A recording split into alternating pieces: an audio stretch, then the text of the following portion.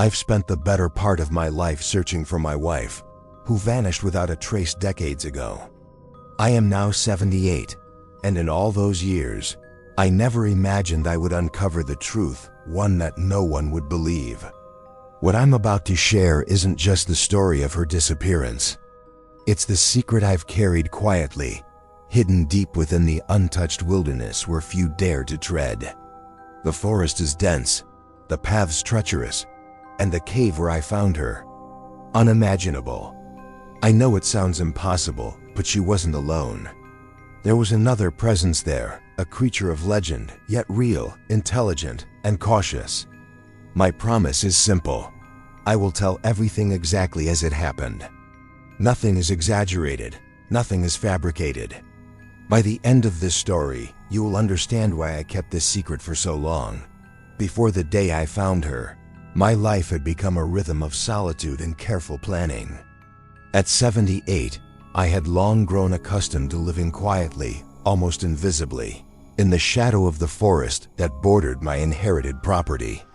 This land had belonged to my family for generations, a rugged stretch of wilderness filled with towering pines, hidden streams, and rocky outcrops that only someone who knew it intimately could navigate.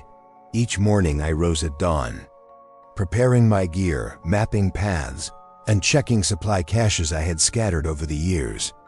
My profession, once an unremarkable forest ranger, gave me the skills to move silently, observe without disturbing, and understand the subtle signs the wilderness offered. Days were spent walking, noting unusual tracks, listening to the wind, or tracing animal trails. Nights were quiet, with only the occasional crackle of fire or hoot of an owl to remind me that I was alive and alone. Solitude was not a punishment, but a necessity. It honed patience and attention to detail, the very qualities that later allowed me to notice what others would have missed entirely. I had learned to read the forest like a book, anticipating changes in weather, tracking movements of creatures, and knowing the safe paths to traverse. My routines were simple, repetitive, and unglamorous, yet they were what kept me grounded and capable. This ordinary, almost mundane existence was the foundation that prepared me for the extraordinary discovery that would forever change my life, and the life of someone I thought I had lost forever. It was October 14th. A crisp autumn morning when the forest seemed almost suspended in golden light. The air was sharp and cool, carrying the scent of pine needles and damp earth. Leaves crunched underfoot as I made my way toward the deeper part of the property, where the terrain dropped into a hidden ravine I had only occasionally explored. The wind whispered through the branches, carrying distant bird calls and the occasional snap of a twig. Normal forest sounds I had learned to read over decades. Yet, that morning, something was different. Amid the familiar symphony of the woods, I heard a low, guttural moan, unlike any animal I knew. Pausing, I scanned the area for signs: disturbed underbrush, broken branches, unusual footprints. At first, I told myself it was likely a bear or a wounded deer. Rational explanations I clung to, despite a growing unease in my chest.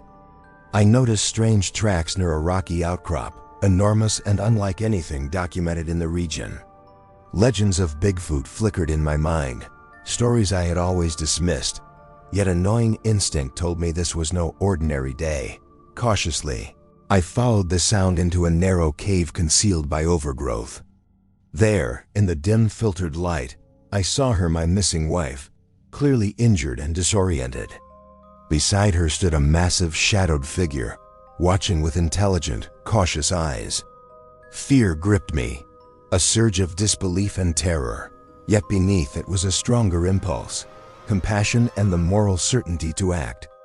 I knew I had a choice: flee and leave her at risk, or approach carefully, navigate the creature's attention, and ensure her safety. Every step forward was measured, my voice soft, movements deliberate.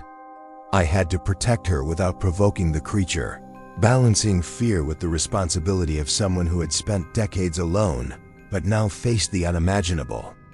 That morning, the ordinary rules of the forest no longer applied, and my life and hers would never be the same. I froze at the edge of the cave, my heart hammering in disbelief. The creature before me was immense, at least 9 feet tall, with broad shoulders and long, powerful limbs. Its fur was a coarse mix of brown and gray, matted in places from what I assumed were weeks of exposure to the elements. Every muscle beneath the fur moved with a deliberate, controlled grace, as though it understood the weight of its own presence. But it wasn't the size that struck me most. It was the eyes.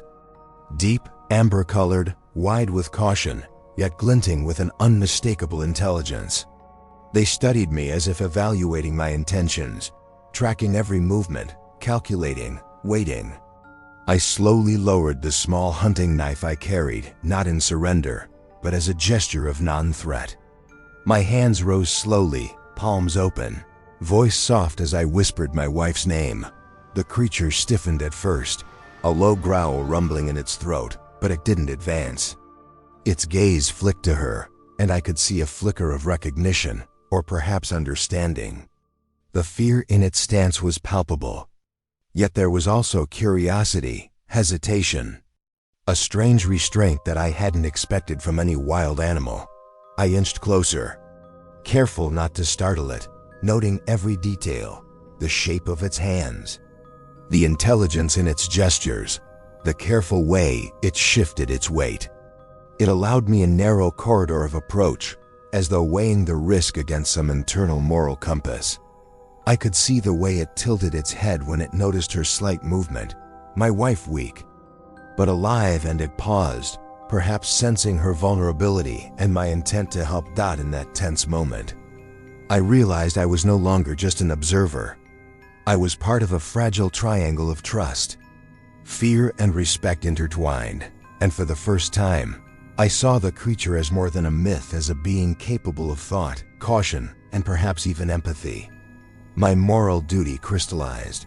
I would protect my wife and honor this being's presence.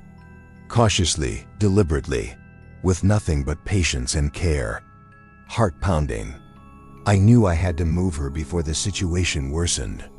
Her breathing was shallow, and every second counted. Carefully, I lifted her into my arms, feeling the fragile weight of her body. The cave floor was uneven, slick with moss and loose stones, and I had to navigate slowly, aware of every step to avoid alerting the creature or causing harm to her. I whispered to her, keeping my voice calm, though inside I was terrified. Using the materials at hand, my jacket as padding, a torn scarf as a makeshift bandage for a shallow cut on her arm, I stabilized her as best I could. The creature followed at a cautious distance, its amber eyes fixed on me, neither aggressive nor retreating, but observing.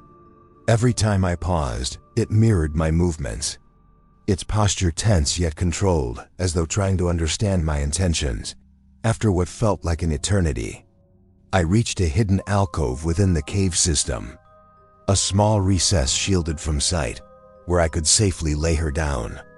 I created a simple barrier using rocks and fallen branches, enough to mark boundaries without appearing hostile. It was then I realized I had to communicate somehow with the creature. I spoke softly, explaining my actions in murmurs, hoping it could sense my purpose. Surprisingly, it shifted closer, careful not to disturb her, and let out a low, almost questioning hum. In that sound, I felt a spark of mutual recognition that I was not an enemy, that my intentions were protective. Slowly, it lowered its massive frame, kneeling slightly. Acknowledging that this small human life mattered, I settled her on a makeshift bed of leaves and moss, checking her pulse and steadying her breathing. The creature crouched nearby, watching intently, and I realized trust was tentative but forming. It had not fled. It had not attacked. It simply observed, understanding in its own way that our goals were aligned. That night, under the shadow of the cave, a fragile truce was born.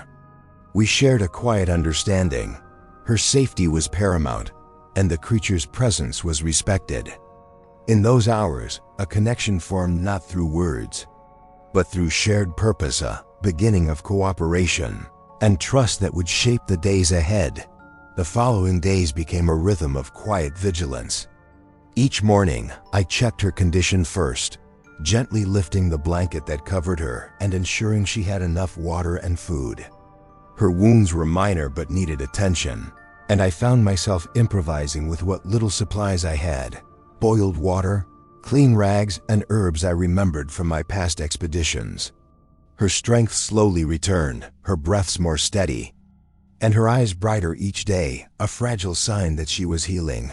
Meanwhile, the creature stayed nearby, often hidden in the shadows, observing every move I made.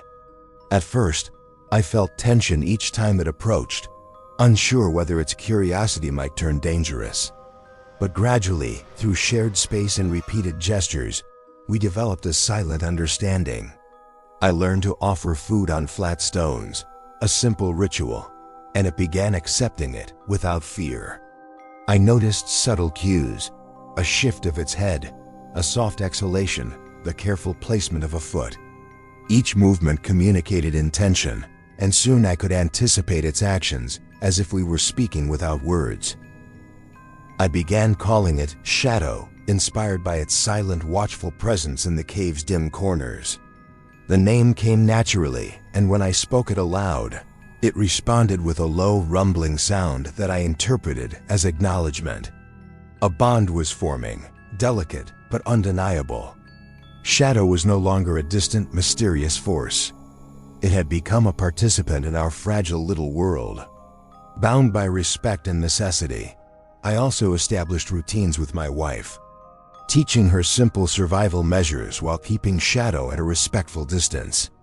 She understood the creature's intelligence quickly, her initial fear replaced with curiosity.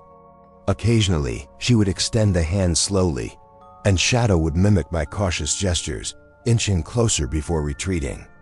Watching these moments, I felt a profound emotional shift. My focus had expanded beyond mere protection of my wife.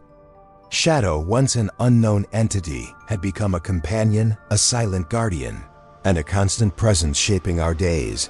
Evenings were spent in quiet reflection. I would sit near the entrance of the cave, listening to her murmured words of comfort, the subtle sounds of Shadow settling nearby, and the distant hum of the forest. In those hours, the weight of responsibility mingled with a surprising sense of peace. I realized that survival was no longer just about keeping her alive. It was about nurturing a delicate ecosystem of trust between three beings, bound together by circumstance, compassion, and the unspoken promise of safety. As the days turned into a week, I found myself growing unexpectedly attached to Shadow, respecting its intelligence, and reflecting on the strange reality that life could be shared with something so wild, yet profoundly aware. The early adaptation phase was not just about recovery. It was about establishing harmony, understanding, and a foundation for the long, uncertain journey ahead. It didn't take long for the outside world to encroach upon our fragile sanctuary. I began noticing unfamiliar footprints near the cave's entrance boots, not animal tracks and broken branches that suggested someone had passed this way recently. At first, I convinced myself it was just hunters or hikers exploring the forest, unaware of what lay hidden deeper in the woods. But a sense of unease settled in my chest. The quiet rhythm of our days was suddenly disrupted by the knowledge that we were not alone. Whispers reached my ears from nearby, villages' stories of strange sightings, missing hikers, and odd noises in the forest. Each report, though secondhand, weighed heavily on me. I knew the creature could not be exposed, not now, not ever. I became hyper-aware of every rustle in the leaves, every distant shout, every unfamiliar vehicle rumbling along the dirt roads far above. One afternoon, while checking the perimeter, I spotted a small government-marked helicopter passing low over the tree line. I could not tell if it was surveying the forest for environmental reasons or searching for something else entirely. Shadow stayed close, its posture tense, eyes following the sky with a watchful intelligence. I spoke quietly, reassuring it that we would remain safe. But the truth was, I was just as wary, my every movement calculated to avoid drawing attention. The forest that had once been a haven now felt fragile and fraught. The threat was invisible but palpable, an ominous pressure pressing against the edges of our isolated world. I knew this was only the beginning. The external forces, whether human or institutional, would not relent, and the secrecy we had fought to maintain would require constant vigilance. I felt the first true weight of responsibility settle over me, not just for my wife, not just for Shadow, but for the fragile equilibrium we had established. After the close calls with outsiders, I realized that our current setup would never be sufficient. The cave needed to function as a safe home, not just a hiding place. I spent long days clearing debris, creating small partitions, and finding ways to store food without attracting attention. Shadow watched silently, its keen eyes studying my every movement. As if understanding the gravity of our new arrangement, I devised a routine for feeding both my wife and Shadow, rationing what we brought from nearby settlements and carefully foraging for fresh water. Every trip outside required planning. Paths were chosen to avoid hikers. Stores were visited at odd hours, and questions from neighbors were met with rehearsed answers. Lies became a necessity, a protective armor for all of us. I could feel the weight of deception settling in my chest, but each fabrication was a promise of safety. Sleep became a precious commodity. I would often lie awake listening to the forest, alert to any sound that might signal intrusion. My wife's recovery demanded constant attention, while Shadow needed observation and reassurance. Days bled into nights with little distinction. Meals were hurried, moments of rest brief, yet every sacrifice was worth it to keep them safe. Emotionally, the toll was heavier than I anticipated. Loneliness, fear, and responsibility pressed down on me relentlessly.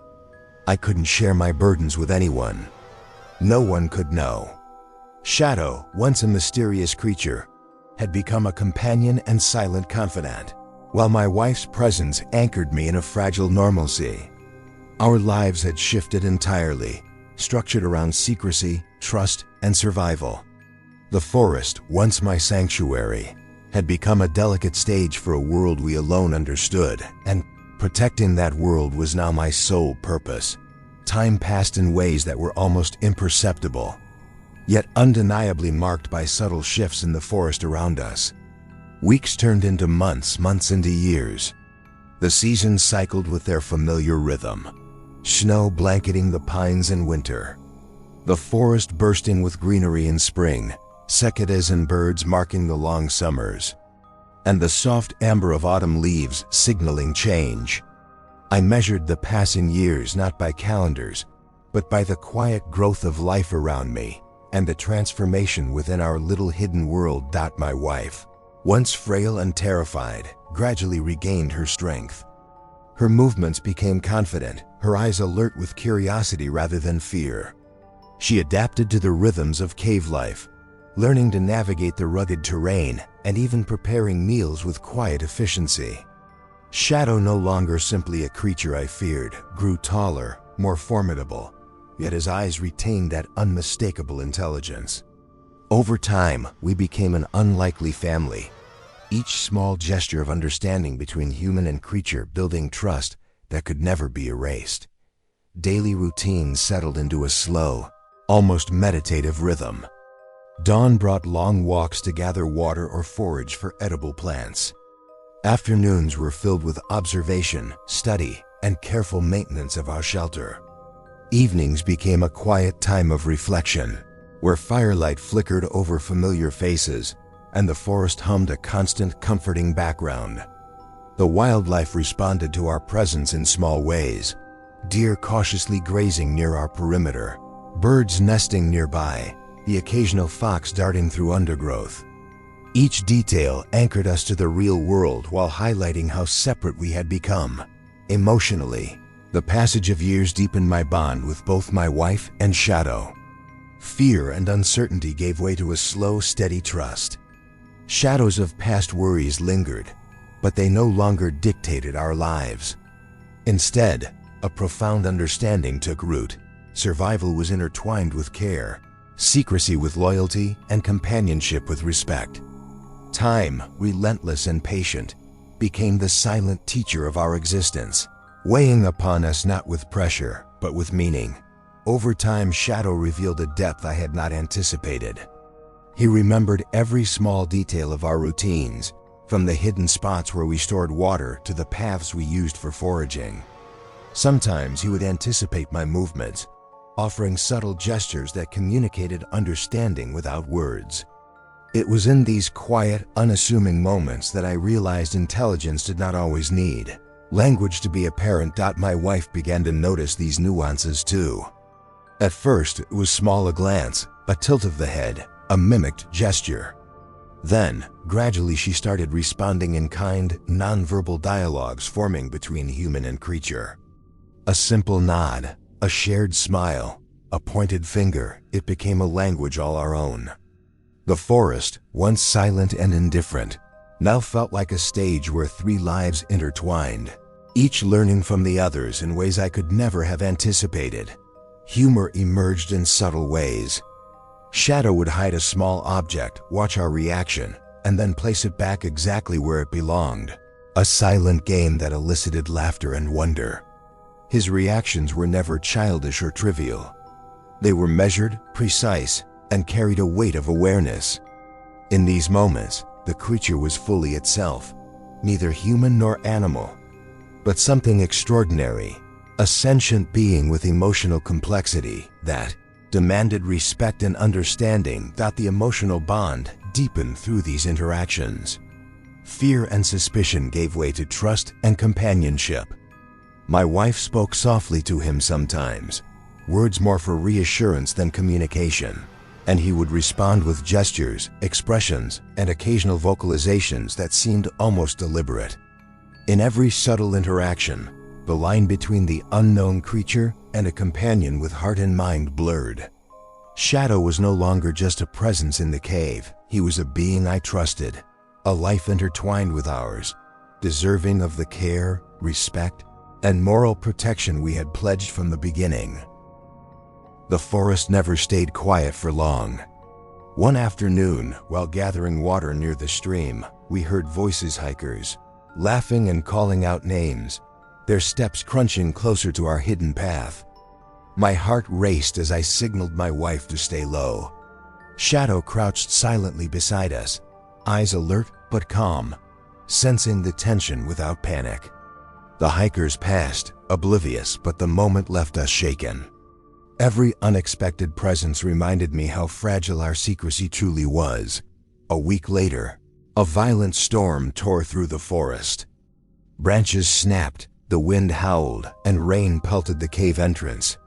Shadow reacted instinctively, moving swiftly to shield my wife and me, his strength and awareness undeniable.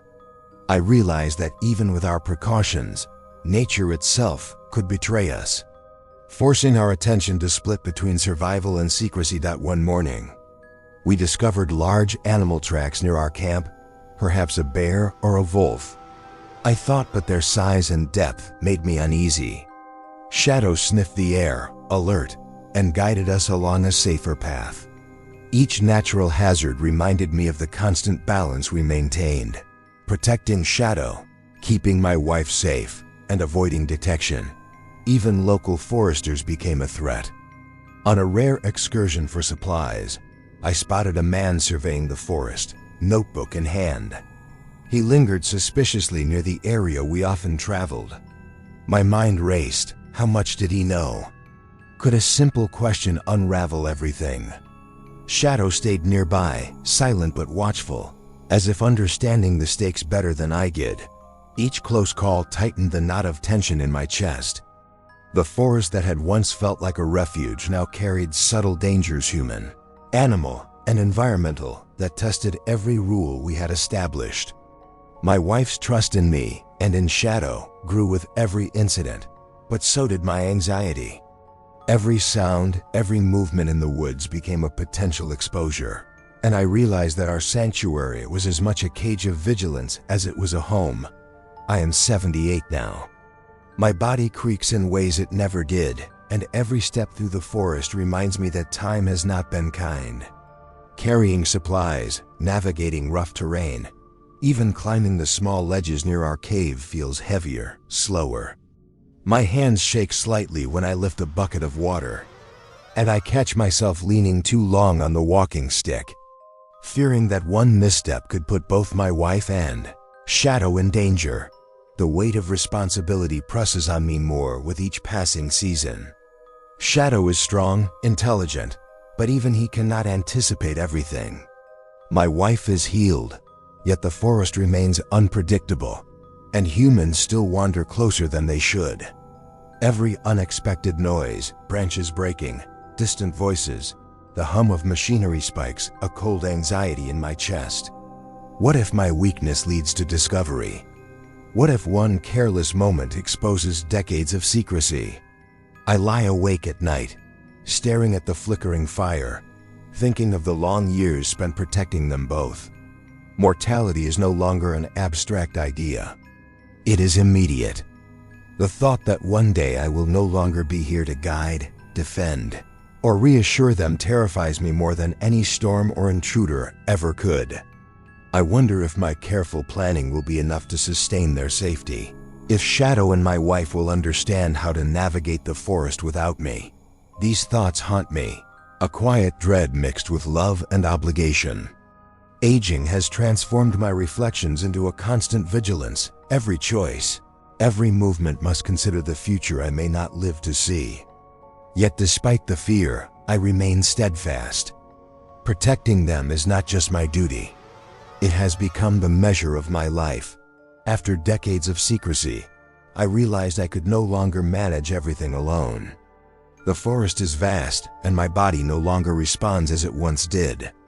There was only one person I could consider my oldest friend, a man I've trusted since youth. Inviting him into this secret was not a decision I made lightly. The weight of years guarding my wife and Shadow made me cautious. When I first told him what had been hidden in the forest all these years, his face shifted through disbelief, fear, and finally a dawning comprehension. He recoiled at the idea of a creature so immense and intelligent living in secret, and the thought of my wife surviving under such extraordinary circumstances left him speechless. But as I explained the moral reasoning, the necessity of protection, and the careful balance we've maintained, his stance began to soften. He asked questions, hesitated, and then slowly he began to understand. Even with his acceptance, I made it clear, the secret must remain tightly controlled. No one else could know, no shortcuts could be taken. The circle expands by only one, and even then, the responsibility weighs heavily on both of us. There is a shared understanding now. Our duty is to protect, not to expose. My friend is learning the routines, the signs, and the silent language that has governed our lives for decades. Together, we are stronger, yet the delicate tension of secrecy remains ever present. One cold morning, I awoke to a sight that froze my heart. My wife had collapsed near the cave entrance, her breathing shallow and uneven. Shadow, our silent guardian, hovered nearby, its eyes filled with a strange mixture of worry and understanding. I knew immediately that this was beyond my ability to manage alone. Years of survival skills and careful planning could not mend what illness had taken hold so suddenly. The ethical dilemma pressed upon me like a weight. Do I risk exposing our secret to save her life? Or do I attempt treatment in isolation, knowing the limitations of my knowledge? Every instinct told me to act quickly.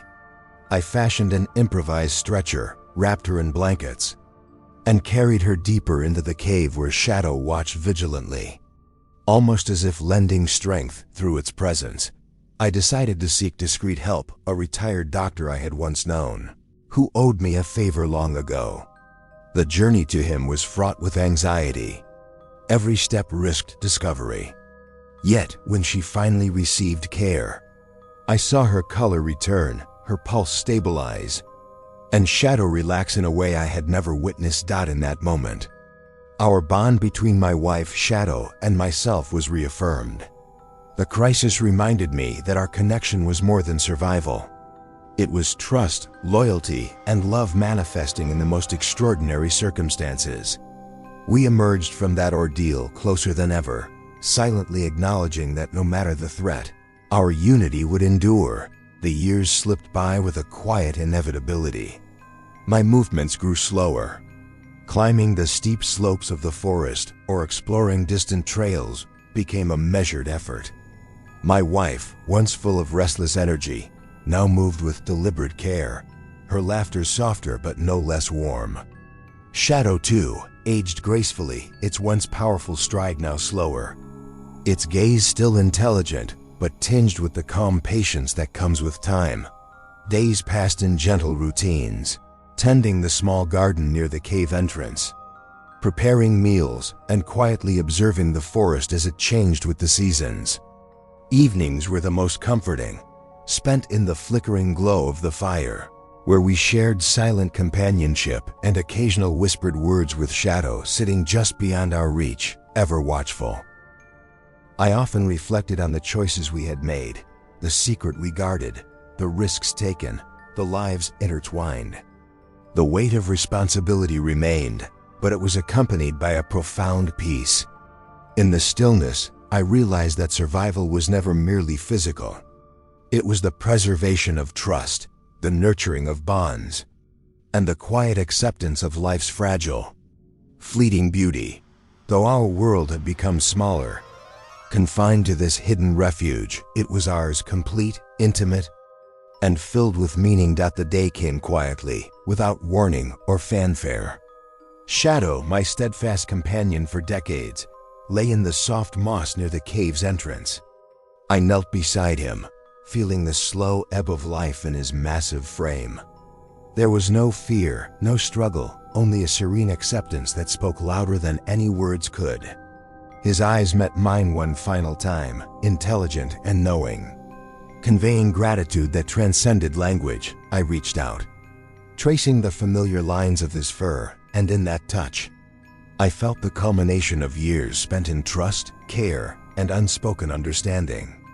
The ethical choices I had wrestled with, the secrecy maintained, and the risks endured, all crystallized in this moment. I had protected him, nurtured him, and in return, he had shaped the very core of my life. As his breath faded into the cool forest air, I whispered my farewell, not for myself, but to honor the life he had entrusted to me.